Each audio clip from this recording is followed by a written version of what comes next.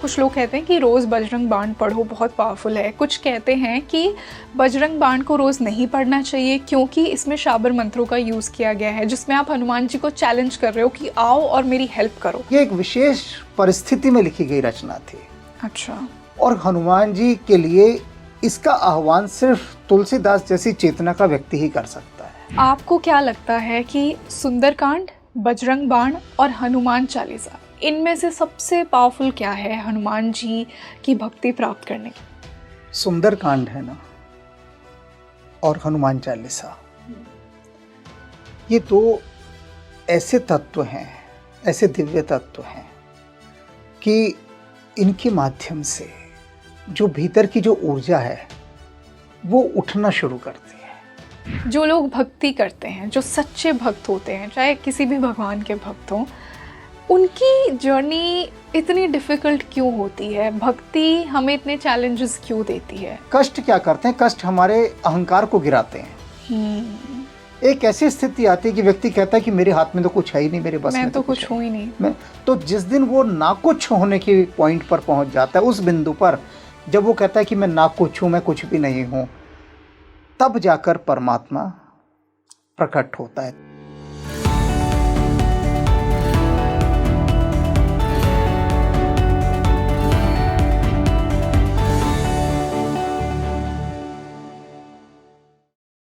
आरती कीजिए हनुमान लला की, दुष्ट दलन रघुनाथ कला की। स्वागत है आप सभी का एक बार फिर से इंडिया के बेस्ट पॉडकास्ट स्पीकिंग ट्री पर। मैं हूं आपके साथ रंगोली शर्मा। और दोस्तों, इस वीडियो के स्टार्टिंग से आपको समझ ही आ गया होगा कि आज हम क्या बात करने वाले हैं। अगर आप एक हनुमान जी के भक्त हैं तो आज का पॉडकास्ट आपको बहुत ही पसंद आने वाला है। आज हम सुंदरकांड, हनुमान चालीसा, बजरंग बाण, इन सभी पर चर्चा करेंगे। हनुमान जी हैं कहाँ, वो कहाँ रहते हैं, वो क्या हैं, ये सब आज हम इस पॉडकास्ट में जानेंगे। और इसी खास डिस्कशन के लिए आज हमारे साथ जुड़े हैं आप सभी के फेवरेट, हमें बार बार बोला जाता है कि इन्हें पॉडकास्ट पर ज़रूर बुलाइए, एक आध्यात्मिक गुरु और spiritual novelist Ishan Maheshi. Sir, I welcome you to Speaking Tree. तो सर, मैं शुरुआत करना चाहूँगी आज के इस पॉडकास्ट की इस सवाल के साथ कि हनुमान जी हैं कौन? उन्हें चिरंजीवी कहा गया है। कैसे हम उनकी प्रेजेंस हमारी लाइफ में फील कर सकते हैं? कहाँ हैं हनुमान जी? तुम्हारी इस जिज्ञासा का समाधान बाद में होगा, पर सबसे पहले तुमने एक पंक्ति कही कि हनुमान जी के एक बहुत बड़े भक्त आए हैं। तो मैं तो कम वक्त हूँ भक्त थोड़ी ना हूँ। हनुमान जी से पूछो किस तरह से ज़बरदस्ती खींच कर मुझसे काम लेते हैं। एक विद्यार्थी होता है ना जो बचता है काम से, तो मैं उनका वैसा शिष्य हूँ। तो हनुमान जी के बड़े भक्त, मतलब ये जो, ठीक है तुम्हारा भाव है, लेकिन ये भी एक अहंकार होता है कि कोई इस बात को स्वीकार भी करे कि मैं उनका बड़ा भक्त हूँ, क्योंकि इससे भी भक्ति का ह्रास होता है, भक्ति कम होती है। हम उनके प्रति प्रेमपूर्ण हैं, भावपूर्ण हैं, इतना ही पर्याप्त होता है कि हनुमान जी के भाव में हम बह रहे हैं, आनंदित हैं। न छोटे भक्त हैं न बड़े भक्त हैं, और देखा जाए तो सही मानों में हम सब कम भक्त हैं। कम भक्त क्यों? क्योंकि माया चारों तरफ से घेर रही है, बिल्कुल लगातार घेर रही है, और हनुमान जी के निकट जाने से रोक रही है। कितने कितने प्रयास माया नित्य हमारे साथ ऐसे करती है कि हम भक्ति से अलग होते जाएं। सारे प्रयास माया के यही हैं। तो इसलिए हम भक्तिमय रहें, राममय रहें, और हनुमान जी के जो गहरे मूल्य हैं जीवन के, उनको जीवन में उतारते रहें, तो फिर परमात्मा का द्वार खुलने में देर नहीं है। अभी तुमने जो कहा हनुमान जी के विषय में, क्या पूछना चाह रही थी, दोबारा बताओ। कि हनुमान जी हैं कौन, उन्हें चिरंजीवी कहा गया है, कैसे हम उनकी प्रेजेंस को फील कर सकते हैं, वो हैं कहाँ? अच्छा, मैं एक प्रसंग सुनाता हूँ तुम्हें, छोटा सा, बड़ा गहरा प्रसंग है। हिमालय के एक महायोगी हैं पूज्य स्वामी ब्रह्मदेव जी। उनका आश्रम है हरिद्वार और ऋषिकेश के बीच में, औरवेली आश्रम। पिछले 40 वर्षों से वहाँ पर कोई प्रतिमा नहीं है। पहला एक ऐसा आश्रम जहाँ कोई प्रतिमा नहीं किसी भी प्रकार की। ओके। अब मुझे एक भीतर से हनुमान जी ने प्रेरणा दी कि तुम एक ऐसा स्थान बनाओ जहाँ पर कि जो ध्यानी हैं उनको ध्यान की अगली यात्रा पर भेजा जा सके, कोई एक ऐसा स्थान। तो मैंने कहा हनुमान जी स्थान तो है ही नहीं, कहाँ से बनाऊँ मैं? तो उन्होंने कहा मैं सब प्रबंध कर दूंगा, चिंता मत करो। तो गोरखपुर के एक कोई भक्त हैं, उन्होंने कहा कि आपका जब वो स्थान बनेगा ना, उसके लिए मैं चाहता हूँ हनुमान जी की प्रतिमा आप मेरी तरफ से एक स्थापित कीजिए। बहुत साधारण से कहीं सिक्योरिटी गार्ड की नौकरी करने वाला कोई व्यक्ति रिटायर हो चुका, उसने कहा जब से मैंने नौकरी शुरू की थी तब से मैं एक कोष बनाता गया अपने पास, उसमें पैसे डालता गया कि कभी मैं इसको हनुमत सेवा में लगाऊंगा। मेरी बड़ी इच्छा थी कि मैं हनुमान जी का एक मंदिर बनाऊं, मैं वो कभी नहीं कर सकता, लेकिन मैंने उनका सारा पैसा जोड़ लिया। और अब मुझे लगता है कि मैं अधिक दिन जीवित नहीं रहूंगा, मेरी हालत बहुत खराब है, आप उस प्रतिमा को बनवा लीजिए और बनवाकर आप अपने पास रख लीजिए। उनके कहने पर प्रतिमा बनी, आ गई हमारे पास। अब देखना हनुमान जी कैसे स्थान चुनते हैं अपना, बड़ी गहरी बात। अब जब आ गई तो मैंने उनसे कहा कि मैं चाहता हूं इनके कहीं ना कहीं स्थापना हो। तो मैंने पूज्य स्वामी ब्रह्मदेव जी से कहा कि आपका जो आश्रम है उसमें मैंने हनुमान जी की उपस्थिति को अनुभव किया है, अभी भी किया है, क्योंकि उस स्थान में इतना गहन मौन है, गहन शून्य है, कुछ भी ऐसा नहीं है वहां पर कि कण मात्र का भी कोई शोर होता हो। बिल्कुल गहरा, दूर दूर तक वहां पर आम के बाग हैं और रात को हिरणों के झुंड आते हैं उसमें, हाथी आते हैं उस आश्रम के अंदर, और मैंने खुद वहां पर देखे। तो मैंने स्वामी जी से कहा मेरी एक विनती है आपसे कि यहां पर आप हनुमान जी की प्रतिमा को स्थापित। तो एक क्षण के लिए उन्होंने आंखें बंद की होगी, उन्होंने कहा ठीक है, हनुमान जी ने कहा है कि मैं यहाँ आना चाहता हूँ, पहली बार। और जब वो प्रतिमा वहां गई, 4 लोग उसे उठा रहे थे और स्वामी ब्रह्मदेव जी ने अकेले उस प्रतिमा को उठाया। अब देखो, जिसको 4 लोग एक साथ मिलकर उठा रहे हो, ऐसा लग रहा था कि जैसे हनुमान जी ने अपने आप को निर्भर कर दिया हो उनके आगे। और वो सबकी रिकॉर्डिंग्स हैं, यूट्यूब पर भी उपलब्ध हैं वो। अब वहां पर जाकर हनुमान जी ने अपने को आपको वहां पर स्थापित किया। 40 वर्षों में सिर्फ एक ही प्रतिमा उनकी गई। अब वो जो स्थान है वो ऐसा ऊर्जा क्षेत्र में रूपांतरित हो गया है कि वहां बैठते ही हनुमान जी की उस प्रतिमा के आगे चारों तरफ वहां पर बिल्कुल गहन मौन है। और जिस स्थान पर स्थापित हुई है वो कदम्ब का वृक्ष है। वहां पर 160 देशों की मिट्टी लाकर डाली गई है और संसार की लगभग हर नदियों का जल वहां पर डाला गया लाकर। उसको नाम दिया गया विश्व मंदिर, वर्ल्ड टेम्पल। और वो ऐसा अद्भुत स्थान है कि मैंने आज तक ऐसा स्थान नहीं देखा, उसका जो निर्माण हुआ। अब हनुमान जी वहां पर आकर विराजमान हो गए। हनुमान जी, तुमने पूछा क्या है, हनुमान जी एक विराट ऊर्जा है, एक ऐसी ऊर्जा जो इस संसार के अंदर संतुलन बना रही है। उस युग में भी एक सुना होगा तुमने, आरती कीजिए हनुमान लला की, दुष्ट दलन रघुनाथ कला की। तो ये जो रघुनाथ कला, रघुनाथ जी से हनुमान जी ने कला सीखी। कौन सी कला सीखी? दुष्ट दलन करने की।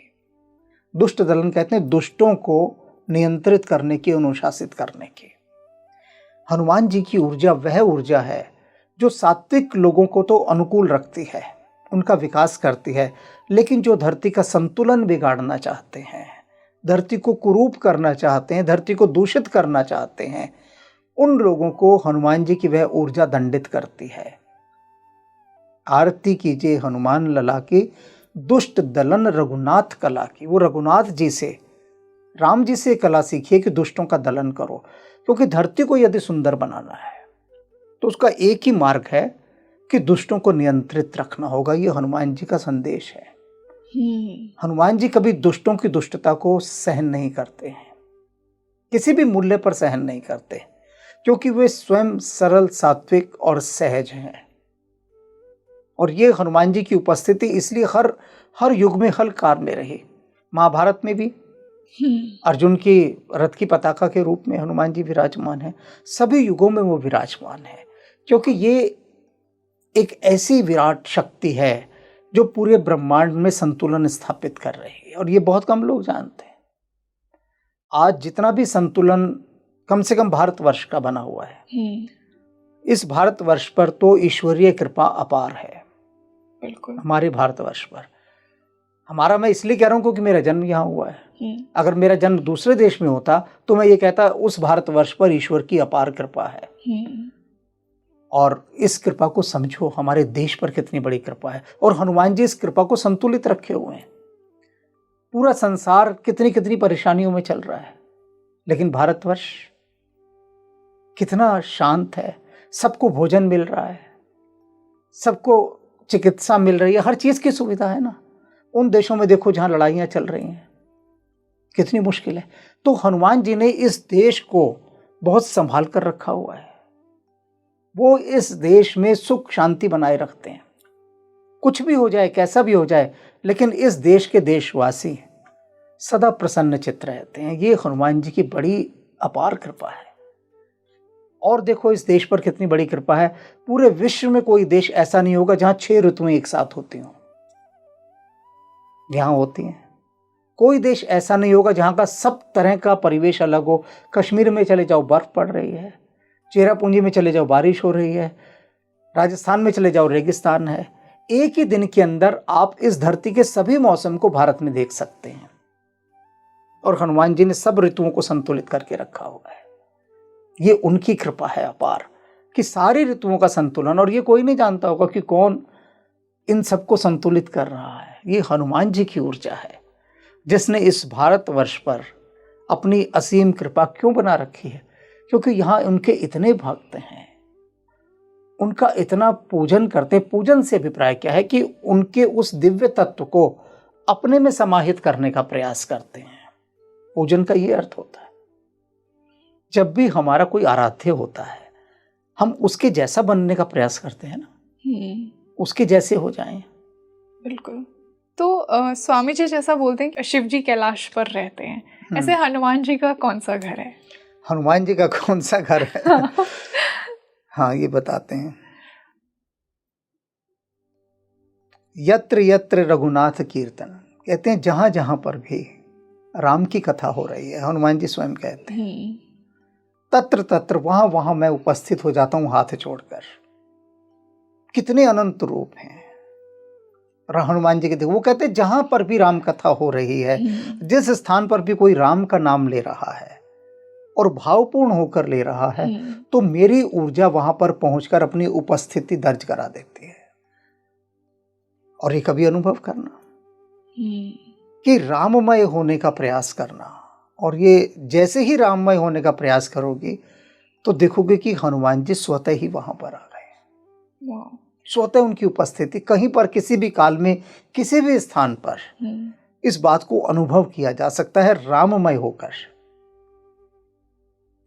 तो गुरुजी, इसी से मैं पूछना चाहूंगी कि जब हनुमान जी हमसे प्रसन्न होते हैं हमारी भक्ति से, तो क्या वो हमें कुछ ऐसे साइंस देते हैं कि वो अब अपनी कृपा हम पर बरसाना चाह रहे हो, कि वो हमसे खुश हैं? अब जब जितना हमने उनका चिंतन किया, मनन किया, जितनी भक्ति की उनकी, अब वो हमें ब्लेसिंग्स दे रहे हैं, तो क्या वो कुछ ऐसे साइंस देते हैं हमें? प्रत्येक व्यक्ति के साथ अलग उनके संकेत होते हैं, प्रत्येक व्यक्ति के साथ। और सबसे पहला जो संकेत और आखिरी संकेत है जो सभी के साथ होता है, हम ना हर चीज के प्रमाण चाहते हैं। मनुष्य बुद्धि है ना, वो चाहती है। तुलसीदास जी ने भी हनुमान जी से कहा था, हनुमान जी ने उनसे आकर कहा कि आपकी उपस्थिति राम जी के पास लग गई है। राम जी ने आपको कह दिया है कि तुलसी मेरा हुआ। ये हनुमान जी ने आकर तुलसीदास जी से कहा। अब तुलसीदास जी बोले कि देखिए, आपकी बात को हम ये तो नहीं कह सकते कि आप यूं ही कह रहे हैं, मतलब प्रहसन में, प्रहसन कहते हैं मजाक को, कि आप मजाक कर रहे हैं मेरे साथ, और झूठ आप बोलेंगे तो हम सोच ही नहीं सकते। तो लेकिन हनुमान जी एक बात बताइए, मुझे कैसे पता लगेगा कि राम जी ने मुझे अपना कह दिया है? हर चीज का प्रमाण मांगते हैं ना, तो मुझे कुछ बताइए ना। तो हनुमान जी बोले, तुम ही बताओ कैसे पता लगे। तो उन्होंने कहा, एक चीज मेरे साथ हो जाए कि जब भी मैं राम का नाम लूं मेरा रुआं रुआं पुलकित हो उठे और अश्रुधारा बहने लगे, मैं भावावेश में भर जाऊं। ऐसा हो जाए तो मैं मान लूंगा कि हाँ, राम जी ने कह दिया है कि तुलसी मेरा हुआ। तो हनुमान जी ने कहा तथास्तु, ऐसा ही होगा। और वही हुआ। अब हनुमान जी प्रसन्न हो गए हैं, उसका सबसे बड़ा संकेत है कि भीतर एक ठहराव आने लगता है, भीतर एक आनंद की स्थिति होने लगती है, भीतर एक नाच पैदा हो जाता है, एक नृत्य उठने लगता है, रोआ रोआ जो है हर समय आह्लादित रहता है। ये उसकी पहचान है। सांसारिक जो बाधाएं हैं, समस्याएं हैं, वो लगता है ठीक है तो हैं, मुझे क्या लेना देना, वो अपना काम करेंगी, मैं अपना कर रहा हूँ, ये भाव आने लगता है। एक्सेप्टेंस का भाव। हाँ, ये भाव सबसे बड़ा है कि हनुमान जी इस भाव में रहते हैं। वो कहते हैं कुछ होता जाए, लेकिन मेरे भीतर जो राम का अहिर्निश नाद है वो चलता रहेगा। समस्याएं हैं, मैं उनको देखूंगा, झेलूंगा भी, उनका सामना भी करूंगा, सब कुछ करूंगा, लेकिन मेरे भीतर वो जो आनंद की स्थिति है वह बनी रहे। अब भक्त कई बार क्या कहते हैं कि हम बैठे हैं, हनुमान चालीसा पढ़ रहे हैं, लेकिन घर की चिंता हमारे साथ चल रही है, बच्चे की फीस देनी है, किसी का कर्जा चुकाना है, किसी से पैसे लेने हैं। वह जो 5 मिनट के अंदर शताब्दी रेल के समान जो लोग हनुमान चालीसा गाते हैं वो 5 मिनट की अवधि में भी इतना लीन नहीं हो सकते कि उस 5 मिनट में सब कुछ आउट ऑफ फोकस कर सकें, कि इतना भर कर सके कि ठीक है हनुमान जी 5 मिनट की बात है, इस 5 मिनट में मैं किसी चीज को नहीं आने दूंगा अपने भीतर, किसी विचार को। छोटी सी साधना है, ये तक नहीं हो पाती, लेकिन जो इसको कर लेता है, हनुमान जी एक ही संकेत भेजते हैं कि भीतर एक ठहराव, एक मस्ती, एक आनंद, एक उल्लास, एक आह्लाद वह प्रदान करते हैं। और जब वो प्रदान होता है, अब तुम खुद सोचो, अगर तुम सारा दिन खुश रह रही हो, कुछ भी हो जाए, कुछ भी होता है और तुम प्रसन्न ही हो, तो तुम लगेगा ना तुमको कोई शक्ति तुम्हारे साथ काम कर रही है। खुद से तो हो नहीं सकता। तो ये हनुमान जी की कृपा है कि कोई संकट तुम्हें संकट नहीं लगता। फिर ये सिग्निफिकेंस है सबसे बड़ा। वो प्रसन्न हो गए तो तुम्हें मुसीबतें लगेंगी नहीं, एक खेल लगेगा कि चल रहा है खेल। वाह। तो गुरुजी, हनुमान जी की कृपा पाने के लिए बहुत कुछ लिखा गया है। तुलसीदास जी ने हनुमान चालीसा लिखी, उनके बहुत से दूसरे भक्तों ने बहुत कुछ लिखा, बहुत सारी पंक्तियों की रचना की गई, सुंदरकांड और बजरंग बाण, बहुत कुछ है हनुमान जी के लिए। तो आपको क्या लगता है कि सुंदरकांड, बजरंग बाण और हनुमान चालीसा, इनमें से सबसे पावरफुल क्या है हनुमान जी की भक्ति प्राप्त करने के लिए? क्योंकि बहुत कुछ है। बात ठीक है, बहुत कुछ तुमने कहा। जो सुंदरकांड है ना और हनुमान चालीसा, ये दो ऐसे तत्व हैं, ऐसे दिव्य तत्व हैं कि इनके माध्यम से जो भीतर की जो ऊर्जा है वो उठना शुरू करती है, भीतर की ऊर्जा। जो बजरंग बाण और बाकी कृतियां हैं वो भी हैं, लेकिन जो हृदय के साथ बिल्कुल सीधे सीधे जुड़ जाती हैं एकदम आके जन सामान्य के साथ, क्योंकि मैं जन सामान्य की बात लेकर चल रहा हूँ। जो बजरंग बाण इत्यादि है उनका विशेष अवसरों के लिए आह्वान करने का निर्देश दिया गया है कि कोई विशेष बहुत कारण हो तब ये हनुमान बाहो या बजरंग बाण इत्यादि जो हैं ये वाले। लेकिन जो हनुमान चालीसा है वो सबसे पहले अपने मन के शुद्धिकरण की प्रक्रिया है। एक तरह से वो एक स्नान है आत्मा का। हाँ, जो हनुमान चालीसा है उसका पाठ करना और उसके अर्थ को समझना, क्योंकि अर्थ के समझे बिना बात नहीं बनेगी, भाव नहीं आएगा।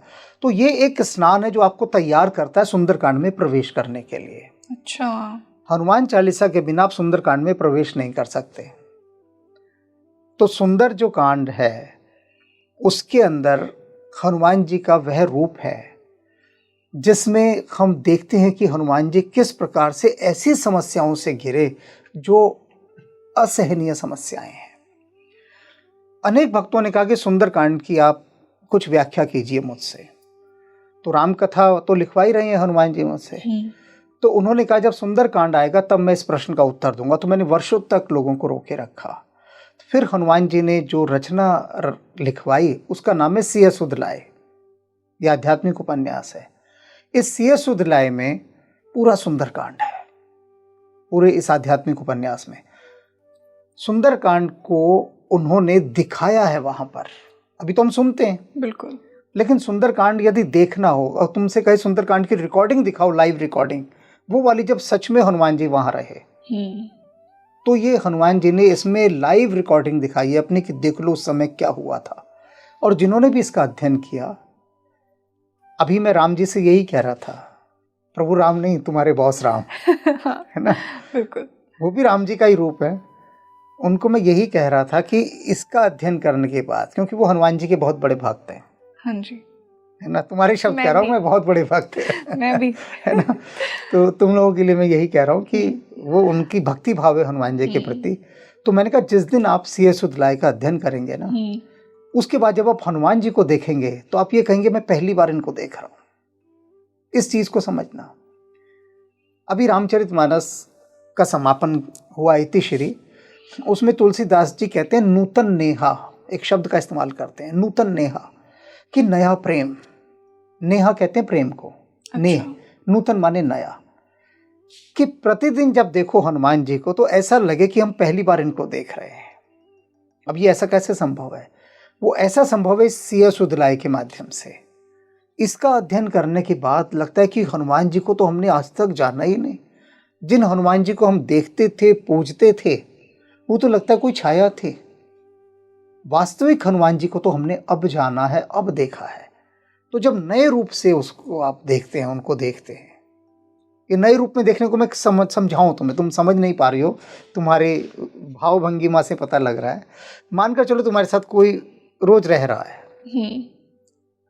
कैजुअल रहोगे तुम, सामान्य, ठीक है, हाँ है तो है, कोई भी व्यक्ति साथ में है और तुम्हें अगले दिन पता लग जाए कि वो तो किसी राजा का बेटा है जो तुम्हारे साथ रह रहा है, तो जब तुम उसको दोबारा देखोगे तब देखने में कितना फर्क होगा कि ये जो था इतने समय तक साथ, ये किसी राजा का बेटा है और इस तरह से रह रहा था छुपकर। ये तो कुछ और था जो मैंने जाना ही नहीं। वही अर्जुन कहता है भगवान कृष्ण से। भगवान कृष्ण जब उसको अपना विराट रूप दिखाते हैं तब अर्जुन कहता है कि उनसे क्षमा मांगता है भगवान कृष्ण से। क्या कह के क्षमा मांगता है, सुन लो। कहता है मुझे क्षमा कर दीजिए, मैंने आपको अपना सखा कहा। किस चीज की माफी मांग रहा है? कि मैंने आपको अपना मित्र कहा, इसके लिए मुझे माफ कर दीजिए। कि आप तो वे विराट सत्ता थे और मैं आपको अपना मित्र कह के आपके साथ खेलता रहा। तो वो नूतन प्रेम की जब आप नए रूप में जानते हैं। अभी तक जो भी मेरे संपर्क में है उन सबको हनुमान जी ने कहा इनको मेरा वह रूप दिखाओ जो वास्तविक है, जिसको देखने के बाद उनको लगेगा कि हाँ हनुमान की ऊर्जा है क्या और अपने भीतर हनुमान को किस प्रकार से प्रकट करना है और क्या है वो वास्तविक रूप उनका। वो वास्तविक रूप उनका तुम इसी में अध्ययन करोगी, सिय सुधलाय में। अब मैं तुम्हें कहूँ कि एक बहुत अच्छी स्वादिष्ट मिठाई है तो तुम कहोगी कि कैसा स्वाद है उसका, मैं क्या बताऊंगा, चखने पे पता लगेगा ना।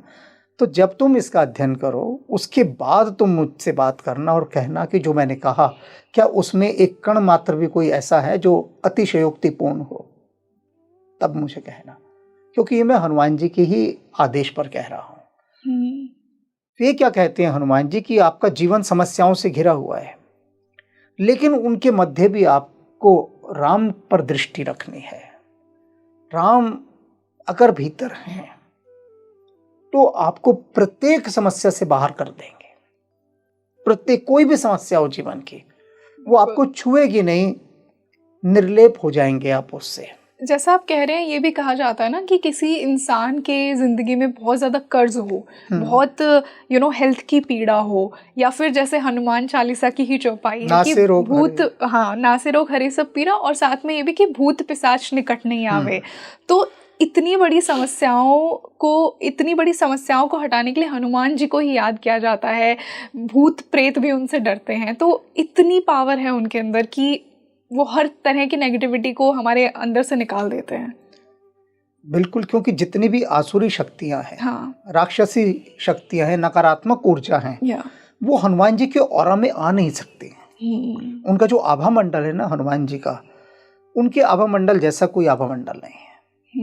तो उसके कहते हैं ना, भूत पिशाच निकट नहीं आवे, महावीर जब नाम सुनावे। क्यों नहीं आ रहा निकट? नाम सुनना ही काफी है। देखो, नाम की मैं बात बता रहा हूँ। द्रौपदी का जब चीरहरण हो रहा था, ठीक है, द्रौपदी ने सिर्फ नाम ही तो सुनाया था, हे कृष्ण, और कृष्ण का नाम सुनते ही सब कुछ बदल गया। वहां पर सारा सिनेरियो बदल गया, पूरा परिवेश बदल गया नाम से।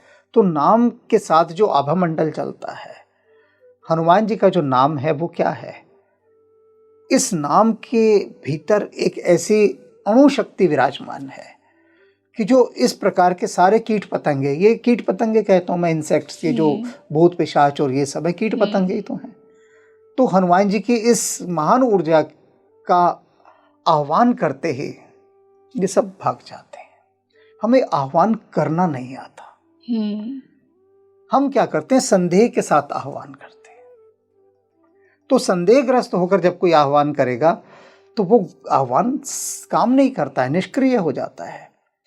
भीतर से जो तत्व होता है पूर्ण विश्वास का, जब तक वह तत्व ना हो तब तक हनुमान जी की शक्तियां सक्रिय नहीं होती, एक्टिवेट नहीं होंगी वो। तो उनको सक्रिय करने के लिए हमारे को भीतर तक एकनिष्ठ भाव में होना चाहिए। वो एकनिष्ठ भाव जिस दिन उपस्थित हो जाता है, उस दिन वे सारी शक्तियां सक्रिय हो जाती हैं। ये खेल है सारा। अब तुमने यहाँ एक बात पूछी थी कि इन तीनों में सबसे पावरफुल कौन सा है? बात ये अपने व्यक्तित्व की होती है कि हम अगर हम हनुमान चालीसा को धारण करके सीढ़ी बनाकर आगे बढ़ते हैं तो वो हमारे लिए पावरफुल हो गई। देखो, चिकित्सा पद्धति कई तरह की है ना, कि आप पर अगर आप बजरंग बाण से आगे बढ़ना चाहते हैं, सुंदरकांड से आगे बढ़ना चाहते हैं, आपके भीतर की जो भाव दशा है वो आपको किसके अनुकूल मानती है? तीनों बराबर हैं। किससे आप ज्यादा कनेक्ट हो रहे हैं? किससे ज्यादा कनेक्ट? हम कहीं ये नहीं कह सकते कि ये कम है, ये ज्यादा है। तो मतलब तीनों एकदम इक्वली पावरफुल, तीनों बिल्कुल समान शक्ति है तीनों के अंदर। यह है कि हम किसके साथ ज्यादा जल्दी जुड़ पाते हैं, हमारी भाव दशा किसके अनुकूल हो सकती है। अच्छा। मूल तो हमारा तत्व है ना। बिल्कुल। देखो, बहुत सारे रूप हैं, जैसे भगवान कृष्ण के। कोई कहता है हमें बाल कृष्ण अच्छे लगते हैं, कोई कहता है हमें तो बांसुरी बजाते हुए कृष्ण अच्छे लगते हैं, कोई कहता है हमें युद्ध में खड़े हुए। तीनों की शक्ति बराबर है। किसी को राम जी का वो बचपन का रूप अच्छा लगता है, ठुमक चलत रामचंद्र बाजत पैजनिया। कोई कहते हैं हमें तो राजा राम अच्छे लगते हैं, जो राम दरबार है जहाँ सब हैं। किसी को वनवासी राम अच्छे लगते हैं, लेकिन राम तो वही है ना, कृष्ण तो वही है ना, हनुमान की ऊर्जा तो वही है ना। तीनों में हनुमान की ऊर्जा समान रूप से है, बस हम अलग हैं। हम अलग। अब यहाँ एक रसगुल्ला रख दिया, एक बर्फी रख दी, एक जलेबी रख दी, है तो तीनों में मिठास ना। मिठास में तो कोई अंतर नहीं है ना, मिठास का थोड़ा शेड अलग हो गया। एक आदमी कहे भाई मुझे तो बर्फी अच्छी लगती है, दूसरा कहेगा नहीं मुझे गुलाब जामुन में। तीनों में तत्व कौन सा है? मूल तत्व क्या है? मिठास का, है ना। तो बजरंग बाण, सुंदरकांड, हनुमान चालीसा, तत्व तो सभी में हनुमान जी का ही है ना। स्वाद तो सब में, अनुभूति तो सब में हनुमान जी की ही है ना। लेकिन क्यों कहा कि हनुमान चालीसा स्नान है पहला। हम जब भी पाठ करने, पूजा करने बैठते पहले स्नान करते हैं ना अपने को, तो वो हमारी तैयारी है, प्योरिफिकेशन। उस तैयारी के बाद फिर हम प्रवेश करते हैं सुंदरकांड में। सभी कांडों में उसको सुंदरकांड कहा गया, उसमें प्रवेश करते हैं। उसके बाद होता है कि अगर हमें आगे, क्योंकि यहीं पर अगर हम लगा कि यार ये तो बात बन गई, तो बन गई, जिसकी जहां बात बन गई, है ना। अब देखो एक चीज समझो कि भोजन है, पेट भर के खाना है, उसके बाद कितना भी भोजन वो तुम्हारे लिए व्यर्थ है। अगर तुम्हारी तृप्ति हनुमान चालीसा से ही हो गई तो तुम्हारा भोजन हो गया ना। तो अनावश्यक कुछ खाने की आवश्यकता ही नहीं। फिर स्वाद के लिए होता है, फिर सारा आस्वादन करने के लिए उसका। लेकिन स्नान करना है सबसे पहले तो हनुमान चालीसा से स्नान किया जाना चाहिए। उससे क्या होता है, शुरुआत इसकी हो रही है हनुमान चालीसा की, श्री गुरु चरण सरोज रज निज मन मुकुर सुधारी। अपने को पवित्र करने के लिए पहला जो स्टेप है, प्रथम चरण है हनुमान चालीसा को। मैं अगर तुम्हारे क्रम में ही रखूं तो मेरी दृष्टि से तो सर्वप्रथम हनुमान चालीसा सबसे सशक्त है, सबसे पावरफुल, मेरा मत अगर। क्यों? क्योंकि वह आपका स्नान है। तो हनुमान चालीसा से हम सबसे पहले अपने भीतर के निज मन मुकुर सुधार, अपने जो मन के दर्पण है ना, उसको सुधारने की बात सबसे पहले कह रहे हैं कि जब तक आपके मन का दर्पण ही नहीं सुधरेगा तो कोई भी चीज आगे काम नहीं करेगी। अगर स्क्रीन खराब हो तो सब कुछ ब्लर आएगा ना, धुंधला आएगा। बिल्कुल। तो पहले स्क्रीन को साफ करने की वो बात करते हैं। कैमरे से भी जो रिकॉर्डिंग कर रहे हैं इसके लेंस पहले साफ करते हैं ना, तो लेंस क्लियर होना चाहिए, लेंस। तो हनुमान चालीसा सर्वप्रथम, क्योंकि वो हमारे भीतर के लेंसों को साफ करती है। और फिर सुंदरकांड इसके बाद होना चाहिए, क्योंकि सुंदरकांड से हम ये पाते हैं कि ये जो समस्याओं का जंगल है इस संसार में, भयंकर समस्याओं का जंगल, जहाँ पर बड़े हिंसक जीव जंतु भी रह रहे हैं, उनके बीच हमें रहना है। तो कैसे अपने को बचा कर रखें, फिर ये हनुमान जी वहाँ बताते हैं। क्योंकि लंका में जहाँ ये गए थे, सुंदरकांड है पूरा, और सारे वहाँ पर हिंसक पशु हैं, सारे राक्षस हैं, सारे उन राक्षसों के मध्य अकेले हैं, अकेले, और खोज का काम करना है उनके बीच में। और जिसकी खोज करनी है उसका नाम नहीं ले सकते किसी के आगे। नाम लिए और तुम गए काम से। तत्काल सीता जी उस समय की सबसे महत्वपूर्ण वहां पर हस्ती हैं, विभूति हैं लंका की, जिस समय वो वहां पर बंदिनी है। तो सीता जी का कोई नाम भी नहीं ले सकता था वहां पर, कि नाम लिया तो संदेह के घेरे में आ जाता था, ये है कौन, पता लगाओ इसका। तो हनुमान जी को नाम भी नहीं लेना, और खोजना है सीता जी को। किन सीता जी को? जिनका ना उनके पास चित्र है, ना अन्य कोई पहचान है उनके पास, कुछ भी तो नहीं है ना, सिर्फ एक नाम है कि सीता जी को वहां बंदी बनाया हुआ है। अब इसके गहरे अर्थ समझो सुंदरकांड के, कि आपको परमात्मा को खोजना है, उस परमात्मा को खोजना है जिसका ना आपके पास कोई चित्र है, ना कोई पहचान है, ना कोई चिन्ह है, और ना आप किसी के सामने उसका नाम ले सकते हो। क्या नाम लोगे? कोई वेरीफाई ही नहीं करेगा उसे। वाह, बिल्कुल, कोई वेरीफाई। लंका में वो सीता जी का नाम भी किसी के सामने ले लें, किसी को पता ही नहीं, क्योंकि वो इतना टॉप सीक्रेट है। तो वही परमात्मा इतना टॉप सीक्रेट है, उसको आपको खोजना है, और शत्रु के देश में खोजना है। ये संसार शत्रु का ही तो देश है, पूरा पूरा संसार, चारों तरफ शत्रु हैं। सबसे बड़ी शत्रु तो मृत्यु है जो साथ लगी हुई है, और मृत्यु के साथ रोग हैं, शोक हैं, कष्ट हैं, ये सारे शत्रु ही तो हैं। इन शत्रुओं के बीच रहकर आपको राम को खोजना है। वो सीता को नहीं खोज रहे, वहां पर राम को खोज रहे हैं, क्योंकि राम सीता जी के हृदय में है। अब ये इतना जटिल मार्ग है, इतने जटिल सूत्र हैं, गहरे, सूक्ष्म और गहरे, कि व्यक्ति उन तक पहुंच ही नहीं पाता, समझ ही नहीं पाता। तो हनुमान चालीसा सर्वप्रथम शुद्धिकरण का ये एक महायज्ञ है। बिल्कुल। गुरुजी, इसी से मैं बजरंग बाण की थोड़ी बात करना चाहूँगी। जैसा कि आपने बोला, बजरंग बाण को लेके ना बहुत कन्फ्यूजन है। लोग क्या कहते हैं कि कुछ लोग कहते हैं कि रोज़ बजरंग बाण पढ़ो, बहुत पावरफुल है। कुछ कहते हैं कि बजरंग बाण को रोज़ नहीं पढ़ना चाहिए, क्योंकि इसमें शाबर मंत्रों का यूज़ किया गया है, जिसमें आप हनुमान जी को चैलेंज कर रहे हो कि आओ और मेरी हेल्प करो। तो आपके अनुसार क्या सही है? तुलसीदास जी ने जब इसकी रचना की, उस समय वो भयंकर संकट से घिरे हुए थे। उनके ऊपर बहुत तांत्रिक प्रहार किए गए थे, बहुत सारी सी चीज थे। और तुलसीदास जी ही राम के जो, क्या कहूँ मैं तुमको, कि जिस भाव के अंदर वो उस समय गए हुए थे ना, इतनी व्याकुल स्थिति होती है कि उन्होंने हनुमान जी को इतनी बार उसमें, जिसको कहते हैं ना कि कैसे कैसे शब्दों का हनुमान जी के लिए प्रयोग किया उन्होंने। वो तुलसीदास जी कर सकते हैं, क्योंकि एक भक्त जो है वो भगवान से लड़ भी सकता है। तो जब वो इतनी ऐसी स्थिति में आ गए तब उन्होंने बजरंग बाण की रचना की कि मुझे मुक्ति दिलाओ इस समस्या से। और उसके अंदर उन्होंने हनुमान जी को बहुत कुछ जो है ना चुनौतियां दी, चुनौतियां कह लो या उनको कह लो, बहुत सारी शपथ दिलाई कि ऐसे करना है, कस्में दे दी। तो ये एक विशेष परिस्थिति में लिखी गई रचना थी। अच्छा। और हनुमान जी के लिए इसका आह्वान सिर्फ तुलसीदास जैसी चेतना का व्यक्ति ही कर सकता है, हमारे जैसा आम इंसान नहीं। क्यों हम उनको, हनुमान जी को इतना आह्वान, मतलब ऐसी चुनौती हम क्यों दे सकते हैं, ऐसी शपथ क्यों खिला सकते हैं? हमने किया ही क्या है आज तक? सवाल ये है। जिसके पीछे तप का बल हो वही हनुमान जी से कह सकता है कि आपको राम जी की सौगंध, और उसको कहने की आवश्यकता भी नहीं पड़ेगी। ये तो बहुत विकट स्थितियों में कहा गया। तो जो कुछ इस तरह की बात कही गई है कि जो बजरंग बाण है प्रतिदिन पाठ कोई करना चाहे। अब तुम एक बार देखो ना, कोई हाई डोज की दवाई है, तुम प्रतिदिन लोगे क्या? जिसकी डोज ही बहुत ज्यादा हो, जैसे तुमने भी कहा इसमें कुछ ऐसे मंत्रों का भी। तो ये जो गृहस्थ है ना, गृहस्थ के लिए हनुमान चालीसा से उत्तम कुछ भी नहीं।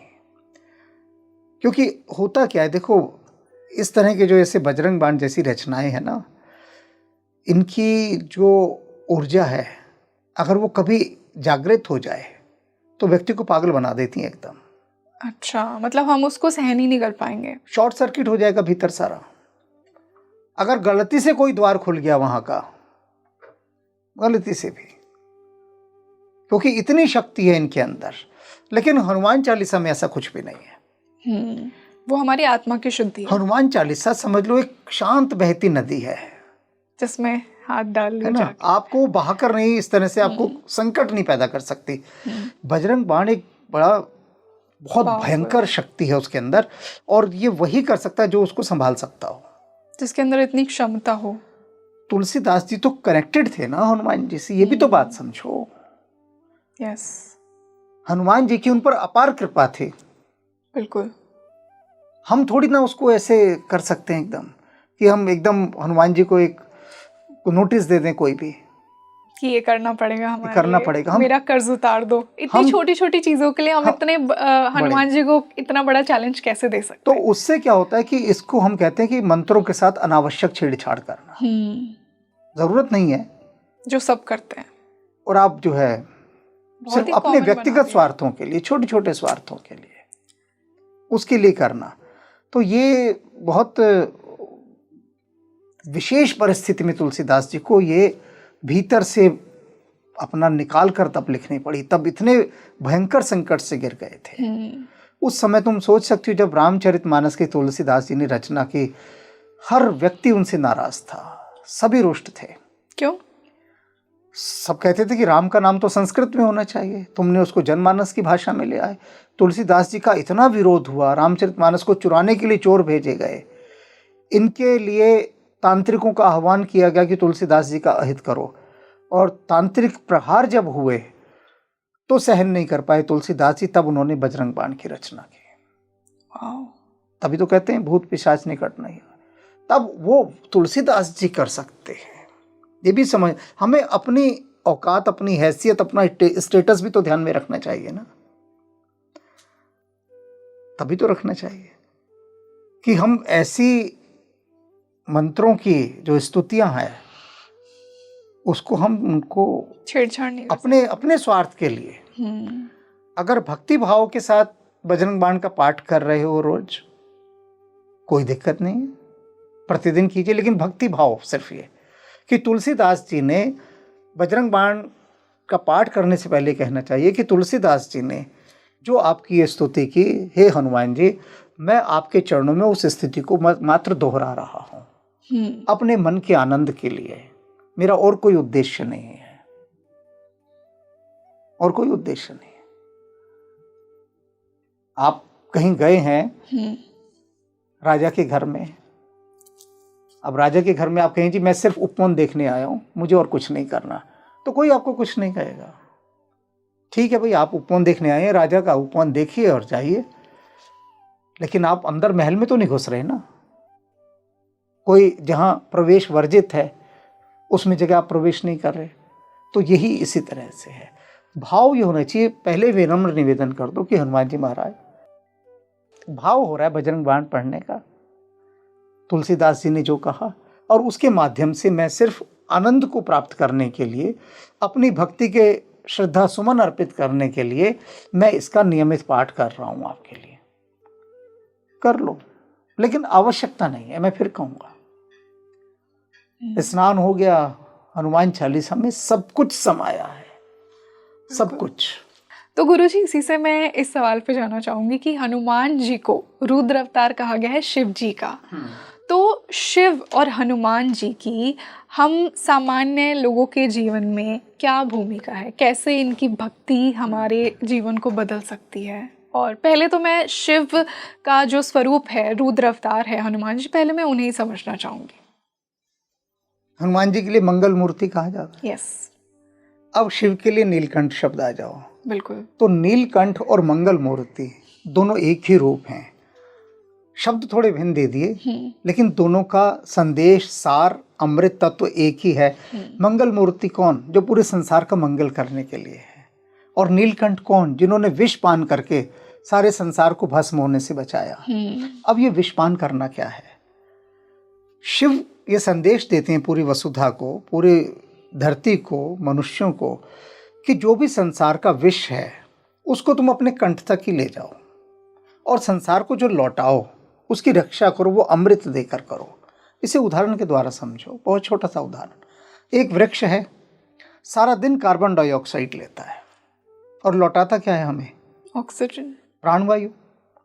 निरंतर जो हम विष छोड़ रहे हैं उस विष को वो ले रहा है और लौटा रहा है प्राणवायु। कई लोग कहते हैं कि देश ने हमें क्या दिया, समाज ने हमें क्या दिया। बहुत सारे लोग क्रूर हो जाते हैं ना, देखा होगा कोई डाकू बन गया, क्यों? क्योंकि समाज ने मुझे सताया इसलिए मैं डाकू बन गया। ठीक है, समाज के किसी एक हिस्से ने तुम्हें सताया, उस विष को तुम पीकर संसार को अमृत भी तो लौटा सकते थे, संसार के कल्याण की कामना भी तो कर सकते थे। हनुमान जी अगर तुम देखो तो उस समय, उस काल में हनुमान जी को ये कहा जाता था कि इसके पास तो बल ही नहीं है बिल्कुल भी, ये तो शास्त्रों में ही घुसा रहता है, शस्त्रों का इसे ज्ञान ही नहीं है। तो वाली हनुमान जी को आह्वान करते हैं कि आप मेरे से कुश्ती लड़। अब हनुमान जी कहते हैं भी आप हमारे राजा हैं, मैं अच्छा लगता हूं आपसे मल्ल युद्ध करते हुए, क्योंकि वाली कहीं ना कहीं उसके भीतर था कि मुझे हनुमान को अपमानित करना है। उसकी मन की मंशा हनुमान जी जान गए थे, लेकिन वाली नहीं मानता। वो कहता है नहीं, पूरा किष्किंधा आएगा और मेरा और तुम्हारा मल्ल युद्ध दिखेगा। और वहां पूरी तरह से वाली तैयार है कि हनुमान जी को वो दंडित करेगा मल्ल युद्ध के बहाने। अब जो केसरी हैं उनको भी वो बुलाता है वाली, हनुमान जी के पिता, वहां बिठाता है। तो हनुमान जी कहते हैं इसको हम एक अभ्यास रखते हैं, मल्ल युद्ध नाम नहीं देंगे, क्योंकि आप मेरे राजा हैं, मैं राजा से युद्ध नहीं करूंगा। आयोजन होता है, सब लोग आते हैं। अब वहां शुरू होता है खेल मल्ल युद्ध का।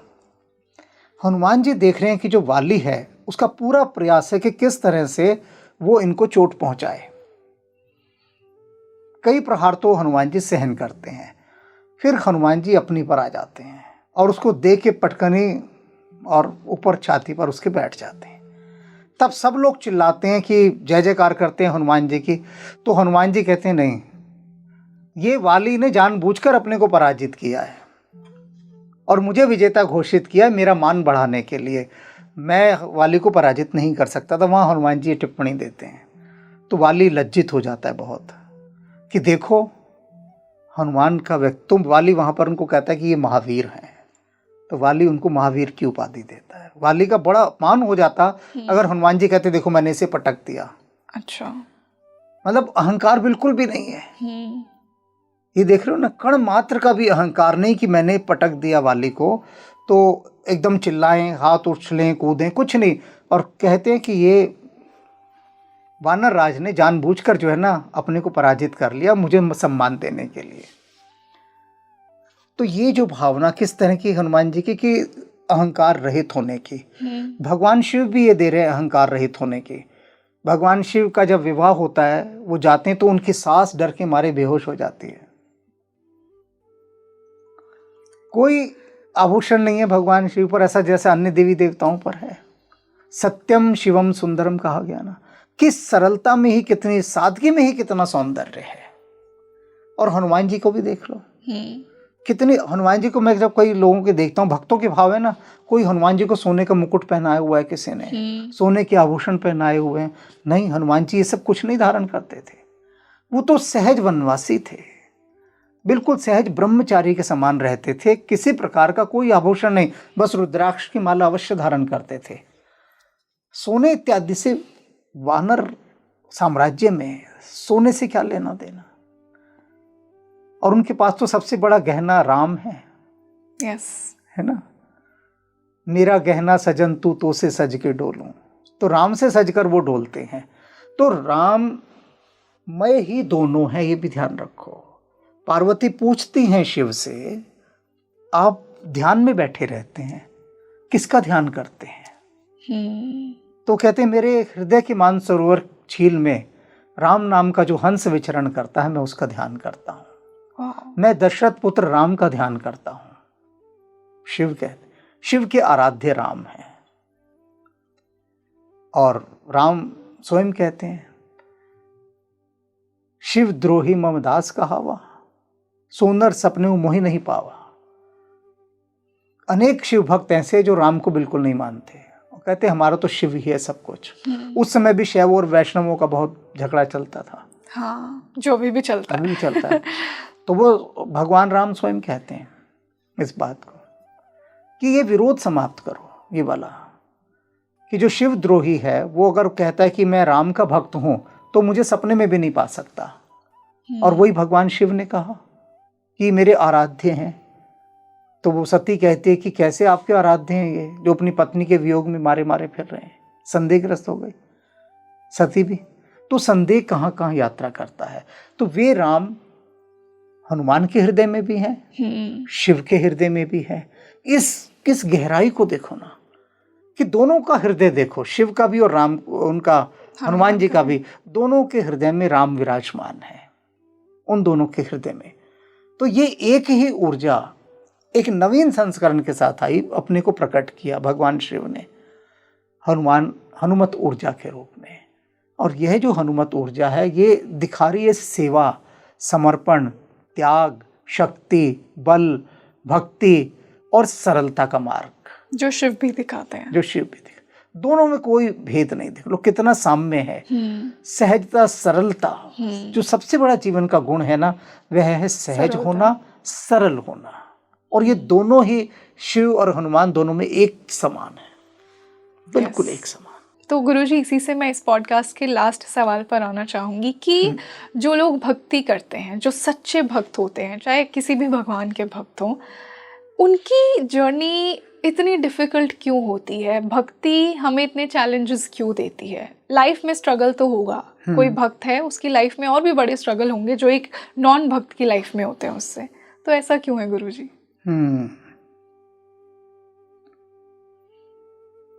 भीष्म पितामह शरशैया पर पड़े हैं, बाणों की शैया थी, उसके ऊपर वहां वो पड़े हुए थे। पता होगा सारा सीन महाभारत के युद्ध में।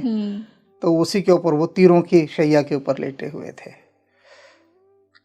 पांडव और कृष्ण उनसे मिलने जाते हैं, सभी जाते थे मिलने। तो भीम ने देखा कि उनकी आंखों से आंसू बह रहे। भीम या किसी भी एक पांडव ने, भीष्म पितामह रो रहे थे। तो वो कृष्ण से पूछते हैं कि इनको प्राणों का मोह है कि मृत्यु पास देख रहे हैं, तो इनको रोना आ गया। तो भगवान कृष्ण कहते हैं इन्हीं से पूछ लो ना जाकर कि ये क्यों इनकी आंखों में आंसू हैं।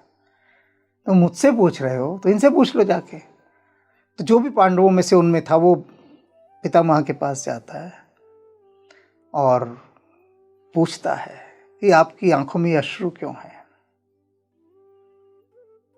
तो मुस्कुराते हैं, कहते मेरी आंखों में इसलिए आंसू हैं, मैं ये देख देख कर, ये आनंद के अश्रु हैं, मैं ये रहस्य नहीं समझ पा रहा देख देख कर कि जिसके साथ स्वयं परमात्मा जिनके साथ स्वयं परमात्मा रह रहा है, उनके दुखों का कोई अंत नहीं। जिनके साथ साथ परमात्मा चल रहा है, उनके दुखों का अंत नहीं। तो मैं ये रहस्य नहीं समझ पा रहा कि परमात्मा जिसके साथ चले उसको तो कोई दुख नहीं होना चाहिए ना। ऐसा ही लोग सोचते हैं, ऐसा ही सोचते हैं ना। और वो कहते हैं इनके कष्टों का अंत ही नहीं हो रहा। बिल्कुल। स्वयं परमात्मा जिसका रथ हाँक रहे हैं, उनके कष्टों का अंत नहीं। अब ये कारण समझो, परमात्मा के निकट अगर किसी को जाना है, घर में इतने कष्ट क्यों होते हैं, इसे एक उदाहरण के द्वारा मैं समझा रहा हूं। अगर तुम्हें अभी राष्ट्रपति से मिलने जाना हो, यह है कि ठीक है राष्ट्रपति के साथ अपॉइंटमेंट हो, तो तुम्हारी कितनी चेकिंग होगी रास्ते की, बताओ। बहुत ज्यादा। कितना सिक्योरिटी चेक होगा? बहुत ज्यादा, है ना। इतना ज्यादा कि तुमने कभी सपने में भी नहीं सोचा होगा, क्योंकि किससे मिलना तय हुआ है? राष्ट्रपति से। तो मतलब तुम्हारा एक एक कदम कदम पर तुम्हारी यहाँ सिक्योरिटी चेक की जाएगी।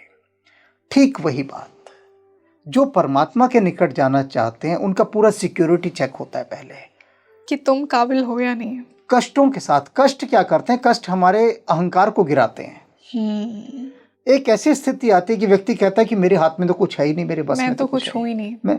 तो जिस दिन वो ना कुछ होने की पॉइंट पर पहुंच जाता है, उस बिंदु पर जब वो कहता है कि मैं ना कुछ हूं, मैं कुछ भी नहीं हूं, तब जाकर परमात्मा प्रकट होता है। तब तो सोना है, मनुष्य क्या है? सोना। अब सोने को आग में झोंका जाता है, तब तक आग में झोंका जाता है जब तक उसका सारा मैल नहीं जल जाता। सोने को ऐसे तुम जो आभूषण पहनती हो सोने के, कोई भी पहनता है, तुम क्या समझती हो ऐसे बन जाते हैं? सोने को आग के दरिया से गुजारा जाता है, इतनी आग में जलाया जाता है सोने को कि इतना सा भी खोट ना रहे, सब जलाकर भस्म कर दिया जाता है। फिर जो निकलता है वो कुंदन निकलता है। तब वो सोना, अगर इतना सा भी अहंकार रह जाता है ना, परमात्मा नहीं मिलता।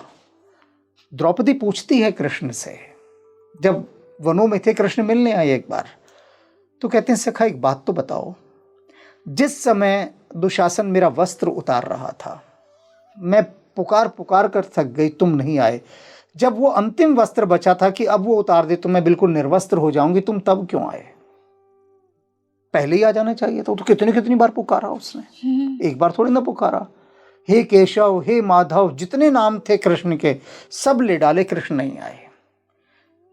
प्रश्न करती है तुम तब ही क्यों आए जब मेरा बिल्कुल अंतिम वस्त्र उतरने वाला था? है कोई उत्तर तुम्हारे पास? कृष्ण कहते हैं मैं इसलिए तब आया उस समय, क्योंकि जब तक दुशासन तेरा वस्त्र खींच रहा था, तेरा हाथ यहां पर था, तू बचा रही थी, तूने साड़ी पकड़ी हुई थी, वो खींचता जा रहा था, तूने साड़ी पकड़ी हुई थी। और जब तुझे लगा कि अब आखिरी वस्त्र जाने वाला है, तो तेरे हाथ ऐसे ऊपर उठ गए कि हे कृष्ण, जब तूने सब कुछ मुझ पर छोड़ दिया, मैं तब आया। जब तक तेरे को ये था कि मैं खुद बचा लूंगी अपने को, तब तक मैं नहीं आया। जिस क्षण में तुमने देखा द्रौपदी का जो चित्र है, उसमें द्रौपदी ने ऐसे हाथ उठाया हुआ है और दुशासन वस्त्र खींच रहा है, तो कृष्ण कहते जिस दिन तुम्हारे हाथ ऐसे उठ जाते हैं, मैं तो तुम्हारे साथ ही खड़ा, सरेंडर, तत्काल मैं प्रकट हो जाता हूं, तुम्हारा कोहरा हट जाता है आंखों का, मैं तो वहीं उपस्थित हूं, तुम्हारे साथ ही तो खड़ा हूं, तुम हाथ नहीं उठाते बस ऊपर। हम ये बहुत सारी ड्रामेबाजी नौटंकियां करवाते हैं ना, बोलो हर हर महादेव, हाथ उठा के बोलो, ये बोलो, क्यों हाथ उठवाते हैं? उसका सिग्निफिकेंस किसी को पता ही नहीं, मतलब ही नहीं पता। हाथ उठवा कर इसलिए कहते हैं कि समर्पण कर दिया। जब किसी को पकड़ा जाता है आत्मसमर्पण कर दो, तो समर्पण करने वाले कैसे आते हैं? हाथ उठाकर आते हैं ना। वाह, सब हथियार गिरा दिए, हमने समर्पण कर दिया, हाथ उठा दिए।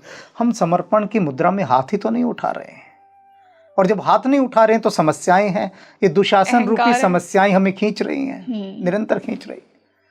तो ये स्थिति भीतर की समर्पण की जब तक नहीं उपलब्ध होगी, वो सामने ही खड़े हैं, यहाँ पर भी हैं, हमारे पास भी, लेकिन सिर्फ हम समर्पित नहीं हुए अभी तक। समर्पित हम संसार के प्रति हैं, तो वो जो मायापति हैं वो कैसे प्रकट हो जाएंगे? जब हम समर्पित माया के प्रति होंगे। तो मायापति के प्रति समर्पण रखिए, माया पर्दे हटा देगी खुद भी खुद। वही बहुत सुंदर आध्यात्मिक कव्वाली है, लोग उसका अर्थ नहीं समझते। पर्दे में कोई बैठा है पर्दा करके, ध्यान से सुनना, तुम तो शायद जब पैदा भी नहीं होगी तब की ये कव्वाली है। पर्दे में कोई बैठा है पर्दा करके, वल्ला मैं सज के जाऊं ऐसी नज़र से, कि मैं इतना सज के जाऊं कि जो पर्दे के पीछे बैठा है वो अपने पर्दे खुद ही हटा दे। सज के जाने का मतलब क्या, इतनी निर्दोष, इतनी निष्पाप होकर जाऊं। आत्मा ये कह रही है कि मैं अपना इतना श्रृंगार करूं। श्रृंगार किससे करूं? निर्दोषता से, सरलता से, सहजता से। ऐसे सज कर जाऊंगी तो खुद अपने सारे पर्दे हटा देगा। सारा खेल पर्दों का है। वाह, वो भाव आपसे बह रहा है, आपकी आंखों से दिख रहा है हमें। तो so beautiful guruji, thank you so much guruji इतने एनलाइटनिंग पॉडकास्ट के लिए। मुझे तो बहुत ही एनलाइटेंड फील हो रहा है, इतना भावात्मक ये था। हनुमान जी का धन्यवाद करो। बिल्कुल हनुमान जी से कहो आपका हृदय से धन्यवाद। यस, उनको कहो। बिल्कुल, है ना, वो अधिकारी हैं धन्यवाद के, उनकी ही अनुमति से मैं आया हूँ। और उनकी अनुमति से ही आज ये डिस्कशन भी हुआ है। तो उनके उनका ही ज्ञान है। सो आई होप हमारे दर्शकों को भी इतना ही एनलाइटनिंग लगा हो आज का ये पॉडकास्ट। अगर आप एक हनुमान भक्त हैं तो आई एम श्योर आपकी आत्मा को छूने वाला पॉडकास्ट था आज का ये। तो आपको कैसा लगा आज का ये पॉडकास्ट, मुझे कमेंट सेक्शन में ज़रूर बताइए। आपके क्या विचार हैं इस पॉडकास्ट को लेकर, आपके खुद के क्या ओपिनियन है, मुझे ज़रूर बताइए। मिलते हैं जल्द ही एक और बेहतरीन पॉडकास्ट के साथ। मैं हूँ आपके साथ रंगोली शर्मा। नमस्ते।